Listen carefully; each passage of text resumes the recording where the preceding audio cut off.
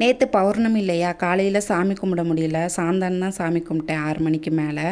சாமி கும்பிட்டு வெளியில் வந்தால் முருகரோட வாகனம் பாருங்கள், மயில் வீட்டுக்கு பின்னாடி நின்னது. அதை கொஞ்சம் நேரம் பார்த்துட்டு இருந்தோம். வீட்டுக்கு பின்னாடி நிறைய மயில் இருக்குங்க. காலையில் பார்த்தோம்னா அந்த லாஸ்ட்டு வந்துட்டு மயில் ஆடும், நல்லாயிருக்கும். நான் நிறையா டைம் பார்த்துருக்கோம். சரி, நைட்டுக்கு சாப்பாடு செஞ்சிடலான்னு சொல்லிட்டு சப்பாத்தி செஞ்சு குருமா வச்சிடலான்னு தான் எல்லாம் ரெடி பண்ணியிருந்தேன். கல்யாணத்துக்கு முன்னாடினா சப்பாத்தினாவே எனக்கு பயம். ஏன்னா வந்துட்டு நான் ஹாஸ்டலில் இருந்தனால அங்கே சப்பாத்திங்கிற பேரில் வெறும் மாவை தேய்ச்சி கொடுப்பாங்க.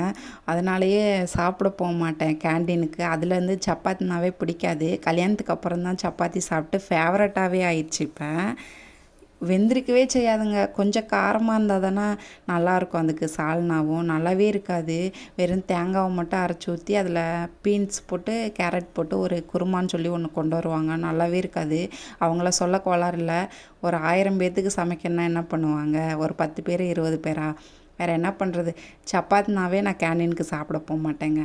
இது சமைக்கையில் எனக்கு அந்த யோகம் வந்தது. அப்புறம் குருமாக்கு எல்லாம் ரெடி பண்ணிக்கிட்டு இருந்தேன். ஒரு தக்காளி எச்சா போட்டேன், 2 தக்காளி போட்டேன். ஒரு தக்காளி போட்டிருந்தா கரெக்டாக இருந்திருக்கும். கொஞ்சம் எச்சாவே போட்டேன். லைட்டாக புளிப்பாக இருந்தது, ஆனால் டேஸ்ட்டெல்லாம் நல்லா தான் இருந்தது. அப்புறம் குருமாலாம் ரெடி பண்ணி வச்சுட்டு எங்கள் வீட்டுக்கார் வேலை விட்டு வந்துட்டாங்க. அப்புறம் கீரை வாங்கிட்டு வந்தாங்க. சரி, கீரை ஆஞ்சி வச்சிடலான்னு சொல்லிட்டு கீரையை தான் நான் ஆஞ்சிட்டு இருந்தேன். சரி, நீ மாவு பிசைஞ்சு வை அப்படின்னு சொல்லிட்டு அவங்கள்ட்ட அந்த வேலையை கொடுத்தாச்சு. சார் பாருங்கள், கொஞ்சம் மாவு கொடுத்தோம்னா ஒரு 1/2 மணி நேரத்துக்கு அந்த இடத்த விட்டு எந்திரிக்க மாட்டான். அவன் அப்படியே தேய்ச்சிட்டே உட்காந்துருக்கோம். கீரை வாங்கிட்டு வந்தாங்களா, அதை ஆஞ்சி எடுத்து வச்சிடலான்னு சொல்லிட்டு அதை தான் ஆஞ்சிட்டு உட்காந்துருந்தேன். எப்போயுமே நாங்கள் நாளே கீரை வாங்கி வச்சுக்கோங்க. நைட்டே காலையில் போய் வாங்கிட்டு வந்து செய்கிறதுக்கு லேட் ஆயிருங்கிறதுனால நாளே வாங்கி வச்சிடுறது.